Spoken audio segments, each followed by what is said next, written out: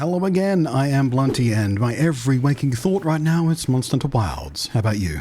We're so close to full release now, just 15 days as I record these words, and the hype train has no brakes. Although, some people out there are expressing various severe concerns about the beta tests and the benchmarking tool and certain fresh new preview gameplay footage we got yesterday.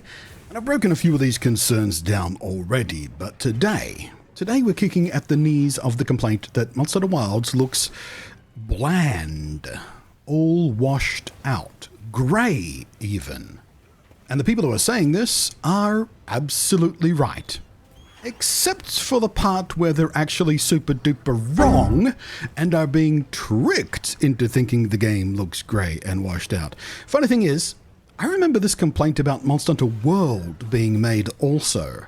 Look at this footage, for example. This is from Rage Gaming Video's highly popular Pro and Noob series. If you've never seen their stuff, I highly recommend them. One of the guys, Josh, his energy levels isn't for everybody, but I really like their stuff. Been watching them for years. Anyway, this is back in the launch days of World. And look how washed out and low contrast that gameplay is. Not great, is it? Hey though, look at one of their other episodes though, in the same series, but sort of far later in the series. That's much better looking recordings, isn't it? Wonder what happened there. It's weird, right? Exact same game. Here is some of my own Monster Hunter World footage, in this case on the PlayStation 5. I recorded this today, especially for this video. And look, it's all washed out again, like that really old footage. Huh. Look at those washed out shadows back there. They're basically grey, aren't they? Not the deep, rich blacks you'd expect for, hard cast shadows. But you know what? We'll come back to World later. I really want to focus on Wilds, and I'm sure you want me to focus there too. But, keep this in mind. Now, I'm sure by now, even those of you casually engaged in the community discourse will have heard more than a few people complain about how grey, quote unquote, or washed out, or muddy the game looks. And I've been really annoyed by that, like super duper annoyed, because, look, this is raw gameplay capture from my own gameplay from the most recent beta session. It is not something I would call grey or muddy or washed out. Would you call it that? But how many of you have seen footage that looks like this from other content creators? I have personally seen a whole bunch of it. Thing is though, again, when I play the game it looks like this. So what's going on here? Why does my gameplay have vastly richer tonality, more saturated colors, deeper blacks, more robust shadows, cleaner highlights, better detail? Want to know what the difference is? It's not editing. Both of these clips are entirely untouched. I have made precisely 0 color adjustments, 0 contrast adjustments, 0 saturation adjustments, either while recording or after the fact in my video editor. I have done nothing at all that alters the picture as captured. And no, they were not captured in a different way. They were both captured in the exact same way, on the exact same hardware, in the exact same software, using the exact same settings. So what the bloody hell did I do to get such a big difference? Well, I set up my damn game properly, is what I did. That's literally what I did. I used the game settings. Maybe you've seen this menu. You've come here to adjust your resolution, perhaps trying to get that performance up. Maybe you've even played with the aspect ratio to see what it's like in widescreen. But those of you who think your game looks washed out and grey, I'm betting you didn't even ever once bother to click on that one that says brightness down there, did you? In here, you said how dark your blacks are, how bright your whites are, and most importantly of all, like seriously, absolutely vital importance, the balance of the overall luminosity. Because here's the gotcha in all this. The default values for brightness and darkness are probably pretty close to what you need, but this one, the default value is set dead in the middle. It's probably not set where you need it to be for your setup. So, if you follow the simple instructions here down there at the bottom and adjust the slider until the symbol on the left, the darker one, is barely, and I mean barely visible, not completely vanished, but just barely above black, when you're looking at your screen, dead on, then you will have properly calibrated your brightness settings for this game. And the difference is extremely obvious, as I've shown you. Again, that is the only thing that has changed between these two captures. And guess what? Remember how Monster Hunter World looked in those clips I showed you at the start? Yeah, those were default settings for brightness too, and taking the 15 seconds you need to set them correctly results in a vastly better image also for this game, on a completely different game engine. Imagine that. So, that's the simple fix for you at home and your own game on your own rig, PC or console. But that's not the only problem people are being tricked by when it comes to looking at the gameplay footage being published around the place. Gameplay footage that looks like faded crap. I have seen way too many of my fellow content creators demonstrate that while their content might be entertaining or informative or both, they haven't really learned nearly enough about how to properly capture or edit their shit, or have enough background knowledge in video editing to know how to solve issues if someone else screws up the capture for them. Like with the recent new gameplay we got from creators yesterday. Literally yesterday, as a preview embargo broke for a special few hand-picked people, there is some great content coming out of this gameplay session that these guys had a few weeks back and, were able to publish yesterday. Some utterly fantastic stuff, great content, new information, huge amounts of enthusiasm and hype. I loved it, but it seems the setup Capcom provided to these people for capture of their gameplay caught a few of them out. People who don't actually properly understand the technical side of game capture. They have their setup at home, they probably followed a tutorial to set it up the first time and never bothered to learn why they were setting things the way they did, the way the tutorial told them to do it. They just wanted something that worked, which is fine. But then they get caught out, and you'll see stuff like this. This footage is captured incorrectly from a HDR source. And then there's this. This footage is where someone tried to quote-unquote fix the problem by screwing with the contrast and saturation with absolutely no idea what they were doing or why they were doing it, because it came out looking like a pile of complete garbage, utterly crushing the black level so severely there was no detail in anything, even close to dark, and honking the saturation so absurdly, so abusively, it destroyed any concept of tonality, also nuking even more details. It looks gross. Now, for those of you with HDR screens at home, there's a slightly more complex set of calibrations in the game to make it look great. But most of these ones here are not so much calibration as preference. So I've just left them at default for our demo purposes here. But if you set your PC or console to output HDR to a HDR screen, your gameplay might look, and probably will look, amazingly rich. HDR is lovely. Meanwhile, if you don't know what you're doing and use a standard capture card in, say, default settings to capture that HDR, you're going to wind up with this dreary-looking trash right here. The high dynamic range, which is what HDR stands for, is a video signal that is encoded in layman's terms with more room between the darkest darks and the brightest brights. That's the range in high dynamic range.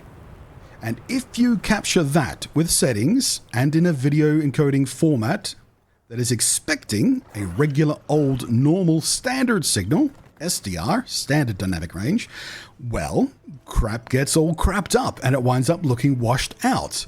Or worse, you don't know what you're doing and you do change some settings, but you get them wrong and everything gets nuked in really, really hideous ways.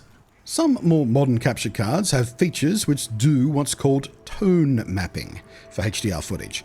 This is an automatic adjustment meant to kind of squeeze that high dynamic range back down to a standard dynamic range. This is really useful for capture and streaming and whatnot if you want to play in HDR, but you don't want to record or stream in HDR. But this tone mapping too must be set up correctly or your footage will be screwed up in really ugly ways. So here is some correctly captured gameplay next to incorrectly captured HDR without any tone mapping. That's what that looks like. And here is some correctly captured gameplay next to HDR which has been incorrectly automatically tone mapped. See the difference? Pretty hideous, isn't it? The bugger is, if you do incorrectly tone map your shit, there's not much you can do to fix it after the fact. So here is the non-tone mapped, incorrectly captured HDR footage, but color corrected in the same way the other guy I showed earlier did, by crushing the contrast and kicking the shit out of the saturation. Now there are ways to correctly adjust HDR captured footage to more closely match a correct image by manually tone mapping it in the editor. But the trick is you have to know exactly what you're doing and why you are doing it. If you just fiddle with the controls until it looks close to right, you're not going to get it right. Finally, one more screw-up I've seen that has led people to incorrect looking gameplay capture. Not setting up the color range correctly. Even standard dynamic range footage can be screwed up by this. Now, there's commonly two settings. One is called full range, which uses values from 0 to 255 to represent the color range. This is sometimes called sRGB or standard RGB. You've probably heard those terms. But there's also limited range color, which uses values from 16 to 235 to represent the spectrum, basically. Now, this stuff can get a little deep and convoluted, so in very practical, basic terms, what it does to your capture and what you're looking at, it means your captured footage can have crushed blacks and blown out whites, causing loss of detail and a sense of overcranked contrast. Some people get tricked by this because limited range can look kind of punchier because of the extra contrast. Some people even might think it looks better. But if you look even slightly more closely, you will notice it is utterly destroying detail in the shadows and the highlights when used incorrectly. So matching this setting to your output and your capture is essential for correct looking captured gameplay footage. Now, this more technical stuff is something that quite a lot of creators, and I've had personal conversations with a lot of them about this stuff, and they've got just no idea. They just never bothered learning this stuff because they learned the absolute basics of video editing, stuff they just needed to get their videos done. And they never learned beyond that basic level because they never needed to, or they just weren't curious about it, or whatever their reason. They learned the absolute basics of what they need to publish their regular videos, and that's it. So when they come across issues like, for example, Capcom setting up their capture devices and PlayStations for HDR, so the game looked extra impressive during their gameplay demo sessions, but to give those captured files to people who don't know what this shit is and how it works, or possibly know exactly enough to really screw things up, like for example, properly noticing you're in HDR and thinking to yourself, well, I don't want HDR footage. That's not very useful for YouTube videos. That's not how people watch them. So I'll turn off HDR on the console. But then also forgetting to reset the capture device for correct SDR capture. Well, the result of all of that is, of course, you get what we got yesterday. Vastly inconsistent looking gameplay from a fistful of otherwise very competent, talented, and skilled content creators just doing their damn best to be entertainers and informers. They're not stupid for not knowing this stuff. If you're a fan of one or more of these people, don't get me wrong here. I'm not trying to name names and throw anyone under a bus here or crown myself King Smug of Smarty Pants Hill. I've made fuck-ups with this stuff plenty of times over the many years I've been doing this. Ignorance is not stupidity. They can't properly fix shit if they don't know why it's broken. All I'm saying is this kind of stuff that we've been talking about today, this is why the gameplay you're seeing out there seems to vary so much right now. It's not the game.